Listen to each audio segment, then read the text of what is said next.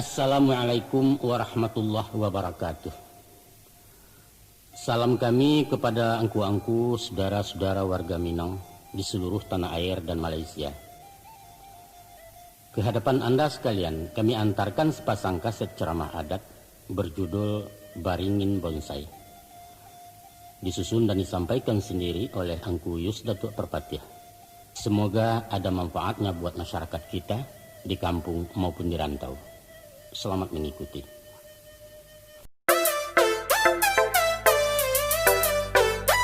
Pemberitahuan agar Anda selalu mendapatkan video terbaru dari channel ini. Sebelumnya silakan tekan tulisan subscribe yang berwarna merah, tanda like, dan ikon lonceng di bawah ini. Terima kasih.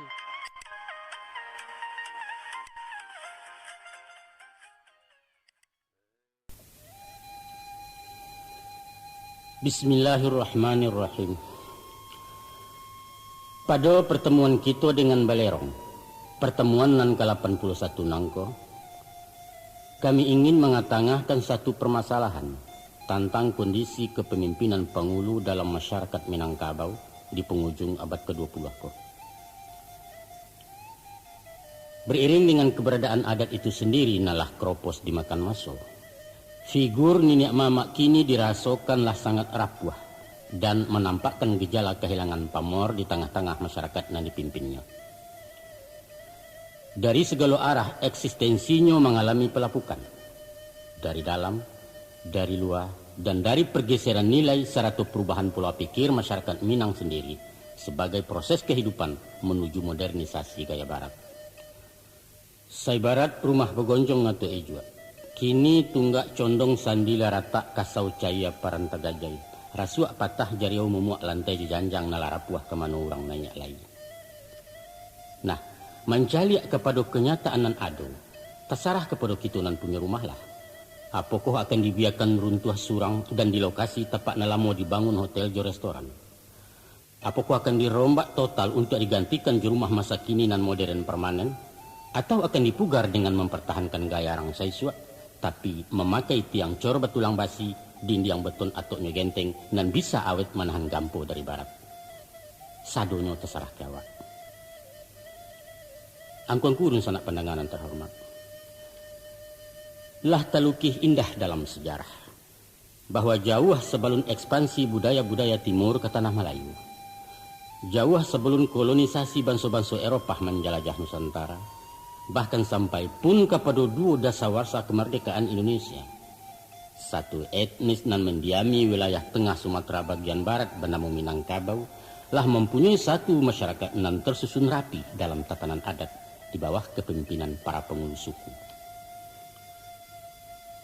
Sejarah juga mencatat, walau Minangkabau pernah jaya di zaman dinasti Rajo-Rajo Pagaruyuang, namun kerajaan itu adalah negara nan berkonstitusi adat. Sedangkan Rajo tidak mutlak menyentuhkan tangan kekuasaannya dan menembus dominasi penghulu-penghulu dalam negari. Inyo merupakan sistem kerajaan berbentuk federasi, di mana penghulu berstatus sebagai raja-raja kecil dan berkuasa penuh dalam wilayah hukumnya masing-masing. Satu bentuk kerajaan lama dan tak pernah ditemui di mana dan kapanpun selain Minangkabau. Penghulu adalah pucuk pimpinan kaumnya dalam satu unit pemerintahan yang dibantu 3 unsur perangkat adat, yaitu Malin membidangi agama, Manti sebagai pelaksana, dan Dubalang bertanggung jawab di sektor keamanan. Penghulu merupakan tiang penyangga dalam kepemimpinan suku dan sekaligus beliau juga menjadi anggota dewan dalam pemerintahan nagari yang disebut sebagai Andiko. Maka dalam kesatuan tugas, penghulu diimbaukan sebagai nan gadang basa batuah. Inyo gadang dalam kaumnya, inyo basa dalam sukunya, dan batuah dalam negari. Angku-angku, secara logat, kata-kata penghulu terambil dari 2 patah kata, yaitu pangka dan hulu. Bermakna sebagai tampuak tangkai, sebagai kapalo, komandan atau pemimpin dalam kaumnya. Datua adalah gala penghulu nan bersangkutan. Sedangkan pengertian Niniak Mamak ialah himpunan penghulu-penghulu dalam satu negari. Contoh, Sofian Datuk Bendaro, penghulu suku Koto, Niniak Mamak dari Nagari Gurun Tanah Datar. Sofian nama keteknya, Datuk Bandaro gala pusako dalam kaum, penghulu nan berdaulat di suku Koto, dan beliau salah seorang nenek mama anggota lembaga adat di negari Gurun Luak Tanah Datar. Jadi, datua orangnya, penghulu jabatannya, dan nenek mama koroknya. Sesuai dengan fungsinya, maka dalam memilih figur penghulu, sewajarnya lah memenuhi kriteria umum bagi seorang calon pemimpin. Antara lain, inyo mesti loyal terhadap jabatannya. Inyo mesti berilmu, mesti jujur, adil, berani, tidak cacat moral, dan tentu saja bertakwa kepada Allah Subhanahu wa Ta'ala. Adapun persyaratan khusus menurut ragian nanta kambang cupak nanta taga, inyo dipilih berdasarkan giliran menurut adat budi ceniago atau keturunan mamak kemanakan sepanjang caro kutu pilihan. Namun faktor mungkin cepatui harus diutamakan dari persyaratan-persyaratan adat tadi. Penghulu yang dipilih secara demokrasi murni dinobatkan dalam satu upacara adat pada perjamuan negari. Kabau pun lalu dibantai, tanduk dibanam, darah dikacau, daging dilapah. Pengertiannya ialah sifat-sifat hewani nan cenderung membinasakan dan melukai mesti dibuang jauh-jauh dari jiwa si calon pemimpin. Darah nan hangit menggalagak dikacau supaya dingin dari temperamen nan meledak-ledak. Dan dagingnya bisa dimakan mengenyangkan anak nagari. Itulah kiasan dari sifat pemurah seorang penghulu. Kemudian Marawa pun dipancangkan di medan peralatan. Bendera 3 warna menjulai tinggi dan pucuaknya terjulai tunduk ke bawah. Tafsirannya, 3 karakter mesti dimiliki penghulu, yaitu kuning sebagai lambang kekuasaan, merah sebagai lambang keberanian, dan hitam lambang kesabaran dan ketabahan. Sedangkan inyo mesti berdiri kokoh dan berwibawa di tengah-tengah masyarakat. Namun kapalonyo tunduk mengayomi orang yang di bawah, rendah hati dan berilmu padi. Usah mantang-mantang ngawak dia teh nak maimpo, kok gadang nak malendo ataupun panjang nak melili. Klimaksnya, sesudah dikanakkan pakaian kebesaran dengan atribut nan mengandung banyak falsafah, maka dilatihkanlah badia sedantam nan gaganyo kerunggo bumi si pongong sampai ke langit. Itulah ikrar kepada manusia dan kepada Allah sebagai sumpah janji jabatan nan mesti dipertanggungjawabkan di dunia dan akhirat. Angkuang kudu sanak penanganan terhormat. Kalau dicaliak dari daulat nan dilimpahkan anak buah kepada pimpinannya, maka kedudukan penghulu ndak lebih dari seorang ketua organisasi. Pemberhentiannya tidak perlu menanti harus 1 masa periode, tapi sehari saluak dijujuang barisuak bisa teluncua kalau membuat sumbang salah. Kok punco marara ulu, kok pasak membawa guyah, mohon datuk baganjua suri banyak nalain ke pengganti. Bateh antarunan dipimpin jena memimpin, hanya sabanang kejujuran. Jokoklah tagak dinan cupi yang menampuah jalan baliku. Bakato indak dengan bana mau hukum bak keto surang di sinan baju balipeknya. Sabab kekuasaan cuma saranti yang nan tinggi jambu-jambuan, sarangguit runtuh ke bawah. Didahulukan pali yang salangkah bajarak tungkai-tungkayan sahambua lompek latibu. Itu wajah jangku dalam adat. Tapi sabaliaknya pula, di tangan penghulu berhimpun kekuasaan. Dan menurut kepada demokrasi ala barat dibagi kepada 3 lembaga bernama trias politika. Ada legislatif nan membuat undang-undang, ada eksekutif nan menjalankan, dan ada yudikatif nan mengawasi pelaksanaannya. Di Minangkabau taganggam di satu tangan, bernama kurang nan nampak jini. Sedangkan penghulu sebagai koordinator biang tabuak ganti yang kaputus. Itulah sebab karenanya beliau-beliau diumpamakan bak kayu di tengah padang. Tampik berhimpun hamba rakyat mencari keadilan dan kemakmuran, mohon perlindungan lahir dan batin. Inyo ulil amri nan wajib ditaati. Tutua sekapa digunuangkan kakuk setitiak dilawitkan. Inyo dimuliakan, dipatuahi, dijago martabat jantegisia tua hendak sampai kelintasan. Namun bukan dipuja setinggi langit semacam kapalo suku orang Indian. Orang yang dianggap suci, yang dianggap angker, dikutuskan disambah-sambah. Bukan. Juo bukan bak sosok bangsawan di negari feodal nan diagung didewakan. Kok sumbang bana katonyo wajib mangguak. Kok salah parangainya dipuji di bawah galak. Membantah awak kualat mbelelo gadang rosonya. Pun inyo bukan malaikat nan tak boleh salah kebal hukum. Bukan pula raja-raja absolut yang berkitabulah di tangan memerintah semua gue. Siapa berani mengariti upah di balang kemandaram tiang gantungan menantikan. Bukan nangkuangku. Penghulu bukan tipe pemimpin semacam itu. Kata pemimpin di Minangkabau boleh disanggah. Kebijaksanaannya dapat dibanding asalkan menurut aturan main. Silahkan mencacik konyo buruk, tapi barikan dan elok ke pengganti. Malawan mamak je kebenaran menyoal guru jepit tua, itu bunyi undangnya. Martabat nyobana mengatakan, mantang-mantang awak bakari, indak boleh sumbarang sintak bapikia dulu ke manikam. Sebab lataknya condong ke kida sisiknya tanam tabuan de kesong mangko dicabut. Putiangnya arek ketangkai taguah nembukan di ambalau, gembonyo tangga-tanggalan guyah nampantang murah ungkai. Arek-arek lunggah, itu istilah dalam kampung. Masak lah padi nak rang suak, masaknya babilang tangkai menyabi sambil menggaro. Kabek sabalik buah sintak rumit lah orang nak maungkai tibo nan punyo rarak sajo. Nan punyo kedaulatan adalah rakyat. Jokato sepatah hasia rape, buhuanan arek tangga surang berserak kayu segi juangan. Tapi kok orang lain datang melarak alun kaguyah dek Mariam entah kok kabek makin dago. Angkuang sana penanya. Dengan sikap masyarakat nan kritis selektif ke penghulunya, Minangkabau lah melayakan pemimpin-pemimpin piawai tahan uji. Terpercaya dengan pamor nan timbul dari dalam karena prestasi, bukan pemimpin karibi mahajan tuah dek baju sarek ju bintang. Sehingga ndak saja kadang jelas wangawak, kukuaknya nyari yang di kandang orang. Power, kekuatan dalam pribadi tangguh. The right man in the right place, kata orang mudia. Orang yang tepat di posisi yang tepat. Itulah Minangkabau. Sanggup balaya di salo-salo galombang nan mahampeh. Beragam paham nan masuk bajini agama datang. Buddha jo Hindu pernah singgah, Nasrani mencuba lalu, komunis tiba bertandang. Namun sadonyo itu tamu tapasah kaujanang. Jajak lipua baunya hilang setapak adat tak beranjak.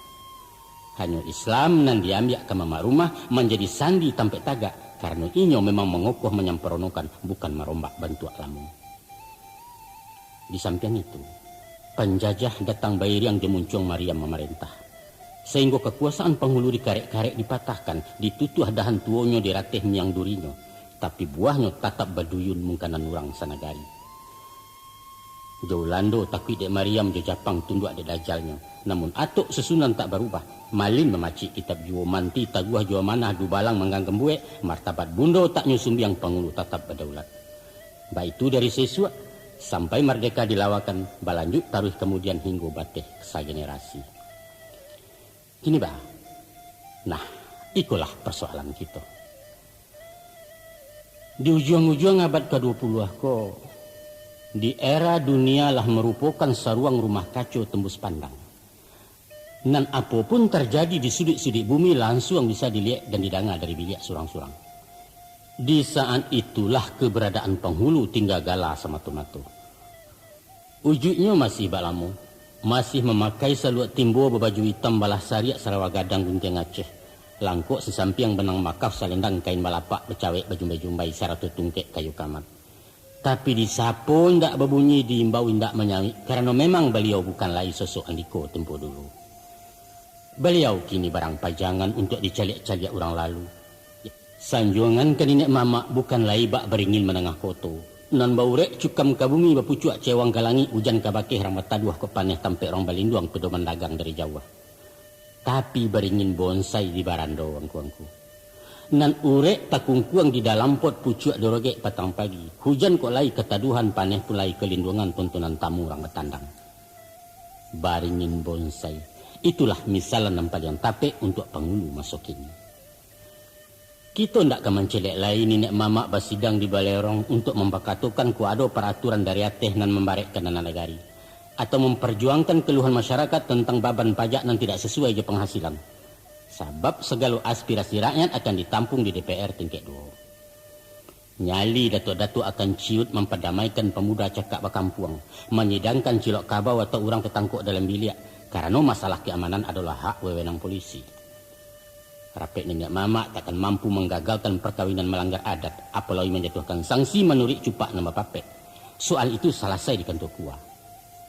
Luko menawi bangkak mendama hukum dando liman maliman sangketo pusako tinggi bukan porsi penghulu yang bersangkutan.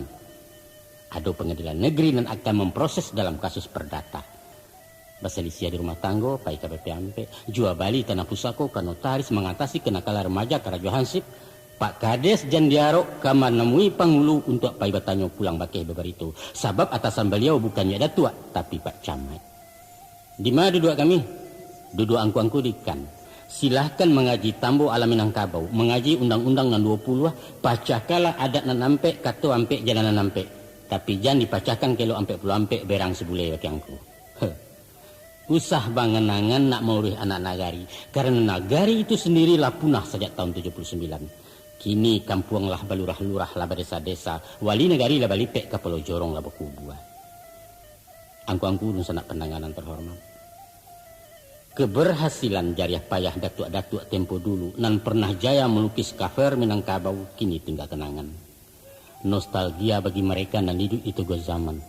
Baabana gambaran karismatik kepemimpinannya, baliak-baliaklah album sejarah. Di sini nampak tokoh-tokoh yang berbicara lantang di zamannya dan malah mati syahid dalam keyakinan memperjuangkan cita-cita menuju Indonesia merdeka. Memang dalam rentang waktu nan itu panjang, pasti ditemui turun naik pasang sejarah. Ado masonyo bulan panuah purnama raya membuat malam jadi siang. Ado saat inyo susui menentang hilang untuk barisuak timbua baliak bulan sabi baran suat karang. Ya, itulah hukum seleksi alam.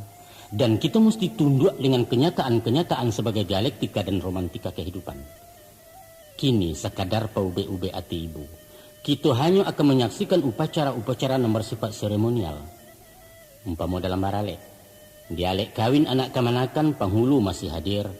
Walau segala sesuatunya ditekel dia orang semando wapak paja. Nan paralu beliau nampak dia orang kampung nampai baralek.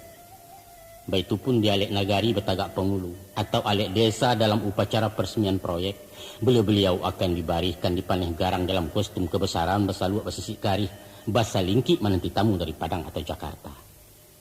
Kita bangga apa-apa itu terkesan disambut secara adat sambil melambaikan tangan ke raja-raja kecil Tanah Minang. Dan baitu juo alek nasional nan balangsung sekali 5 tahun, itulah inyo pesta demokrasi. Di saat-saat itu beliau disapu baramah tamah, diundang duduk semeja, malah mungkin diberi hadiah pena balambang macam-macam.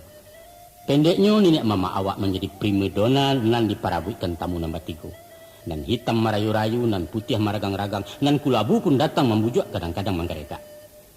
Beko ale usai lapiak baguluang marapulai bararak masuk biliak, beliau dilupo dilengahkan indak disapu-sapu lagi. Sampai 5 tahun nan katibo pulau. Itulah nasib Panghulu kita. Dan itulah nasib Minangkabau.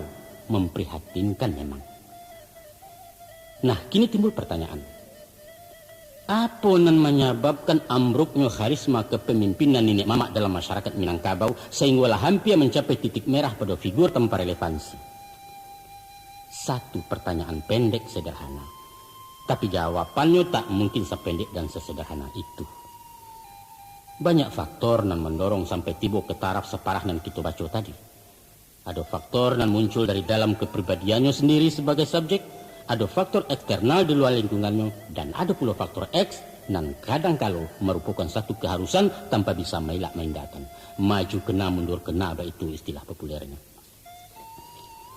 Tapi yang paling dominan mempercapai pendangkalan eksistensi Panghulu adalah kondisi adat itu sendiri sebagai lapangan di mana beliau bisa bermain. Adat nan nindak lah dipertimbangkan zaman, adat nan kehilangan potensi untuk menata masyarakat modern. Ibarat harimau nambah daulat di hutan belantara, kini rimbo tu bana dan tabaka. Bahkan rumput pun tak tumbuh lagi ulah penebangan kayu secara liar. Harimau tak dasak ke tepi kampung. Bah keceknya mengaum lagi. Saya nan panjang tak berguna, kuku nan tajam tak terpakai. Balang awak nan tadi ditakuti, kini tak tempel laki ke dinding di offset menjadi hiasan ruang tamu. Atau paling banter dipiaro di dalam sirkus, bermain di kandang basi menari menurut irama ujung cambuk dari pawangnya. Kalau itu punahkan saja harimau itu om, ndak boleh. Itu melanggar undang-undang. Inyo paralu diidui untuk menjadi bahan riset ilmu pengetahuan. Sebab karena itu harimau mesti dilindungi sebagai sesuatu nalah langka di muka bumi. Angku-angku rinsana yang terhormat. Kalau kita namuh menyegi secara jujur dengan keberanian moral mengintrospeksi diri sebagai pemakai dan pemilik gala pusaka dalam adat, maka kita akan berhadapan dengan 8 penyebab krisis kepemimpinan Panghulu di Minangkabau. Ampe unsur nan timbul dari dalam, ampe pulau nambah sumber dari luar. Adapun nan ampek dari dalam ialah satu, kemiskinan ilmu pengetahuan dan sempitnya wawasan kemasyarakatan. Dua, kurang tapik memilih tokoh nan potensial. Yang ketiga, moralitas nan rendah sehingga merusakkan citra nenek mama. Dan nan keempat, kemasukan pola pikir luar nan bertentangan dengan kaidah-kaidah adat. Adapun nampak penyebab dari luar yaitu satu, pembaharuan sistem ketatanegaraan kita. Kedua, timbulnya pergeseran nilai akibat modernisasi. Tiga, islamisasi dan alun tuntas dalam penjabaran adat basani syarak-syarak basani kitabullah. Dan keempat, pinjangnya hak dan kewajiban antara penghulu dan anak buah. Mari kita cuba memasuki satu persatu. Tapi sebelumnya kami ingin memberikan batasan bahwa kelemahan-kelemahan yang akan kami singkok bukanlah menjadi sikap pribadi penghulu kita secara menyeluruh. Kami hanya memberikan kesan sebab indikasinya ke arah itu memang ada, malah kita dapat merasukan walau barangkali sulit mengatakan. Untuk itu kepada angku-angku nenek mama kami memohon rela maaf usah beuriah dalam hati. Nan pertama, adapun masalah kekurangan ilmu pengetahuan dan wawasan. Apakah itu ilmu agama dan pengetahuan umum dan berkaitan dengan tugas-tugasnya di lapangan. Dan nan teramat penting bana penguasaan ilmu adat dengan segala liku-likunya. Kita tamui di banyak pribadi nenek mama. Sehingga ketidaktahuannya menyebabkan kesenjangan dalam mengambil kebijaksanaan. Bukan hanya senjang, malah ada kalanya bisa lumpuh total kehilangan persepsi tentang sesuatu yang dituntut mutlak dari kepemimpinannya. Sebagian ada memang yang cukup handal di bidang adat, namun gamang kalau berhadapan dengan disiplin ilmu lain. Dibacanya Tambo Ba'ayelia. Dikatakannya orang Minangkabau adalah keturunan langsung dari Iskandar Zulkarnain di nagari antah berantah. Kitoko sapiah balahan dari Rajo Tigo Jurai, nan tua bagala Maharaja Alif badaulat di Benorum, nan tangah bagala Maharaja Dipang memerintah di Benua Cino, nan bonsu bagala Maharaja Dirajo, nan turun ke Pulau Ameh Nangko. Kalau ada nama tanya, di mana letak benua Ruhum tungku? Katanya Ruhum itu adalah Roma. Padahal yang dimungkasi jo Ruhum itu tak lain dari bangsa Rum, namun Turki di zaman pertengahan dan bukan Roma atau Romawi. Lantas kemanakannya nan ahli antropologi membantah bahwa tidak pernah ditemui tokoh Nambagala Maharaja Dipang di buku sejarah Tiongkok kuno. Dan kedatangan Datuk Maharaja Dirajo ke Sumatera hanyalah dongeng, karena tidak dilengkapi dengan tahun-tahun kejadian atau prasasti nan diyakini sebagai pegangan ilmiah. Karena beliau tidak sanggup beradu argumentasi, akhirnya memberutuk dengan agak emosi. Ilmiah bukan urusan lain, sehingga itu namanya dari orang tua. Marah ya. Pernah pula beliau di debat dengan cucunya nan di pesantren, waktu mengatakan adat basani syarak basani kitabullah. Bertanya si cucu tadi, kitabullah tu apa artinya? Pendek saja jawab beliau, Quran. Nan bertanya tidak puas. Kemudian berkomentar, kitabullah bukan hanya Al-Quran ya, tapi Injil, Taurat dan Zabur juga kitabullah. Jadi bah, katanya Datuk mula agak sandek kok. Ya kalau begitu orang Minangkabau kok bagamonyo agama nasiramasnya di samping Islam Nasrani jo Yahudi baik ku ijo tapi PKI yang kok di sarahan sekolah Arab malah jadi kapia bukan main berang beliau. Padahal yang dipertanyakan Pak Jatuh adalah kitabullah itu karena inyo ingin penjelasan bah amang kok ndak disabut saja adat basani Islam basani Quran pantas bukan. Nah ada pula sebuah dialog pendek antara seorang penghulu dan anak muda yang datang dari perantauan. Macam itu ceritanya. Pada suatu kali, serombongan pemuda sedang menerima briefing adat waktu kapai mantakan marpulai ke rumah anak daro. Dengan gaya nama yakinkan penghulunya memberi pengarahan. Kalian ijan memberi malu dalam malai orang. Tidak boleh menyentuh kepala jamba dan tahidang di tengah-tengah jamba. Tengah-tengah juga ada. Lihat tengah, awas. Kenapa begitu tuh? Melanggar adat. Melanggar adat. Adat apaan tuh? Dihidangkan, tapi nggak boleh dimakan. Ya nggak boleh, pantang. Ya, sama juga bohong. Kalau nggak boleh, ya buat apa dihidangin, simpan aja di belakang. Satu pertanyaan logis, karena memang satu logika. Buat apa? Aku nanti tak dapat dijalihkan dari beliau. Ada pula penghulu awak nan siap-siap tangguang, tapi tidak paham hakikat adat. Dalam suatu pengajian beliau berfatwa bahwa orang Minangkabau lah terlanjur syirik dari dulu sampai kini tidak tobat-tobat. Adapun syirik yang dimungkasi beliau karena orang menyembah ke manusia. Ayo manyong ke Datuk Perpatiah, sambah tibo paduangku. Itu nan syirik, kata beliau.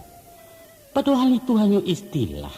Sebagaimana jua kata-kata sembahyang bukan berarti kita menyembah hiang. Nan hiang itu artinya dewa. Bukan. Pada kesempatan lain, Datuk Kituku menyampaikan bahwa pewarisan haratu kekemanakan menyalahi hukum faraid. Quran lagaleh-galeh mengatakan bahwa anak adalah ahli waris, bukan kemanakan. Haratu nama tunggu. Ada cie nampal yang parah mana. Beliau bapaci kepada paham seorang ulama bahwa kedudukan hukum haratu pusako tinggi di Minangkabau adalah subahat.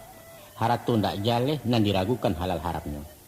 Sesuatu nan subahat hukumnya haram dan haratu pusako di tanah Minang haram menurut syarak. Subhanallah. Adalah hak seseorang untuk bersikap ragu.